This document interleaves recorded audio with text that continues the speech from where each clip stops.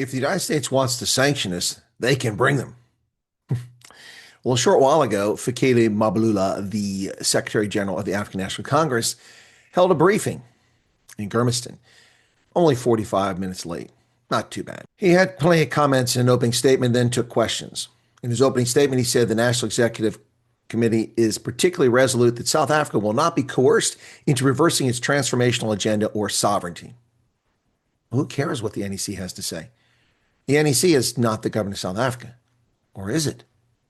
The arrogant African National Congress continues to act as if they won a majority on May 29th and continue to decide policy for all South Africans from the ANC's headquarters in Latuli House. That's not how a democracy works. But he is correct, though. It does appear that nothing will dissuade the ANC from transforming South Africa into a failed state dependent on others for handouts. Now, Mbalula praised government's response to the U.S.'s punitive tariffs and says it's been proactive in mitigating the potential shocks. This comment demonstrates just how out of touch he is with reality, or is simply a reflection of his commitment to propaganda. Proactive? They've not negotiated with the U.S. in good faith.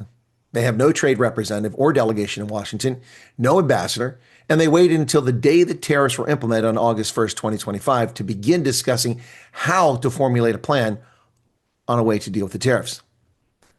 Mbalula says that South Africa must assert its sovereignty. He says the ANC rejects attempts by domestic and foreign forces to destabilize the country through disinformation. Destabilize South Africa. How exactly? What has been said or done that's destabilized South Africa? The tariffs are not a consequence of disinformation. They're a consequence of your policies, your unfair trade policies. So how is that destabilizing your country? And what has been done to destabilize the country, aside from the ANC's own ineptitude and kleptocratic ways? And those were the key points from his statement. He then took questions from the reporters gathered. He said the African National Congress's National Executive Committee backs Parks Tau, the trade minister, and the government is racing to counter tariff impact. The ANC's Economic Transformation Committee says the party's government deployees, there's that cater term, who are responsible for trying to avert a disastrous 30% tariff for South Africa, are doing everything possible to resolve the issue. Well, Lesotho and Botswana didn't do much of anything, and their tariffs dropped from 50 and 40% down to 15%. I think that speaks volumes about what's happening in South Africa and what its rules are against U.S. imports. Now, the committee briefed the party's National Executive Committee behind closed doors on Friday and affirmed its confidence in the team led by Parks Tau. Why is it not briefing the cabinet? The NEC is not the government of South Africa. Or, as I said previously, is it? Should be briefing cabinet, not the National Executive Committee of a political party. The ANC is not South Africa. The ANC is not the government. They think they are. They act as if they are. They are a political party, and that's it. And an incompetent one at that. A transformation subcommittee member, Kojisenso Ramakopa, said the United States was yet to respond to South Africa's proposal. Well, I'm sorry, Mr. Electricity Minister, but there is no proposal. You're not talking to Washington, so you're not going to get anywhere. Apparently, senior ANC leaders are committed to their fairy tale about signing a non-existent agreement. We've not gone to the United States or undermined democratic processes in this country, says Mbalula. True, and that's a big part of the problem. Not going to the United States. You desperately want no tariffs, and you need no tariffs, yet you sit haughtily in Cape Town, whining about sovereignty and transformation, all the while keeping your trade barriers in place and playing victim while doing nothing to resolve the problems the ANC has created. He said, we worked very hard to rebut the lies of the United States and America. Sure. So here's a free diplomacy lesson for you, Fikile Mbalula. Even if this Pinocchio-sized lie that you're telling were actually true, you don't say that. Not in front of the cameras. This guy is either not very astute or just doing as he's told, intentionally antagonizing the United States. We're not a branch of the United States. We're a country. Aw, he's a real boy. And the real boy's nose keeps growing. No, you're not part of the United States. Here in the United States, I'm not forced to give away my equity to folks based on their skin color. That's an ANC racist policy, which we will not accept. Now, interestingly enough, in the course of this press conference, when questions came up, the Lady R incident came up once again. Mbalula denies that South Africa is selling weapons to Russia. Russia has got the best weapons, he says. He says South Africa took an unaligned approach to Ukraine and Russia. That's utter nonsense. They're clearly pro-Russia. Their actions belie their fairy tales. But now I see he's also a defense expert. The best weapons, eh? Strange how Russia cannot defeat a third-rate corrupt country whom they surround on three sides after 3.5 years of using these best weapons. He said someone with a bow tie, this is a reference to former U.S. Ambassador Ruben Brigidi, claimed South Africa sold weapons to Russia. He also complained about the DA going to the U.S. Well, here's the thing. Democratic Alliance members are citizens of South Africa, and they're welcome to exercise their constitutional rights to travel abroad, to free speech, and freedom of association, no matter how many chest pains it gives the African National Congress.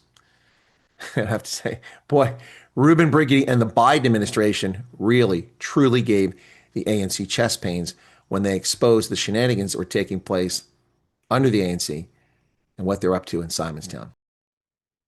Then Mbalula started railing against allegations by a clown who said the ANC sold drugs in exile. He also complained about a clown who said the ANC got money from Iran.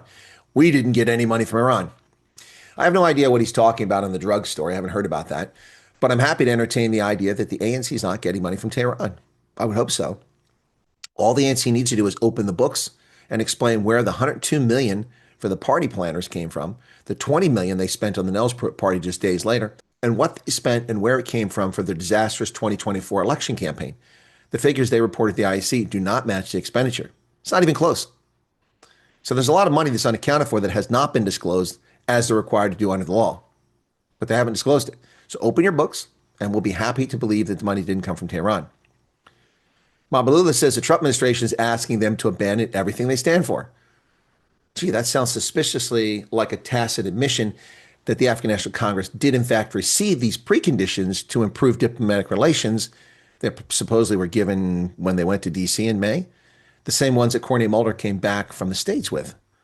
Sounds like you actually know about the preconditions. If you're saying the Trump administration wants you to abandon everything you stand for, even though you're public denials, it sounds like you do have them. He says the U.S. wants South Africa to do away with certain policies, which they will not do. He says during Reagan's days, the U.S. regarded the ANC as a terrorist organization. Now, how does he reach the conclusion that we want you to do away with policies? There are no demands for changing policy attached to President Trump's 7 February executive order. No, just expressing our disappointment at your actions, but no demands. And the tariffs are about unfair trade policies. So what are these demands you speak of that you claim you've never gotten, but now you're complaining that we have demands? And the ANC's Mkoto Sizwe was a terrorist organization. Mandela described himself as a terrorist and was convicted of the charge as well. The ANC used terror to effect regime change. And of course, they were terrorists. But what does that have to do with 2025? The USA gave the ANC duty-free access to our markets for 25 years and billions of dollars of foreign aid. What is he prattling on about? He's trying to talk about Reagan in the 1980s. It was a different world. From 1994 until just recently, the United States has propped up the ANC and South Africa and given it a king's ransom to do what it needed to do to govern the country. Now, Fikile Mbalula says that 49 car guards arrived in America in reference to the so-called refugees in America accepted from South Africa. Well, number one, they're not so-called refugees. They're legally refugees, so stop lying about that. Number two, how many times do you have to be told it was 59, not 49? The math, this 30% math in the South African media and amongst ANC politicians is pathetic. 49 car guards. Ouch.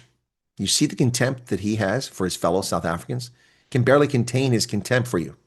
And by the way, those car guards are now restaurant managers, car wash executives, HVAC technicians making six figures, poultry farm supervisors, and much more. We don't need your car guards. This isn't Santon. Nobody has to watch our cars. They don't disappear. Mbalula reiterated, and he said this, which I led with, if they want to bring sanctions on us, let them bring them. He accused the U.S. of trying to coerce the ANC to do something that is anti-transformational. That's just not possible. Yes, the United States is not in favor of racist laws that discriminate against minorities. Those days are long gone here in America. We foolishly thought that to be true of post-apartheid South Africa as well. But clearly, we were mistaken. Racism, codenamed transformation, is alive and well in South Africa.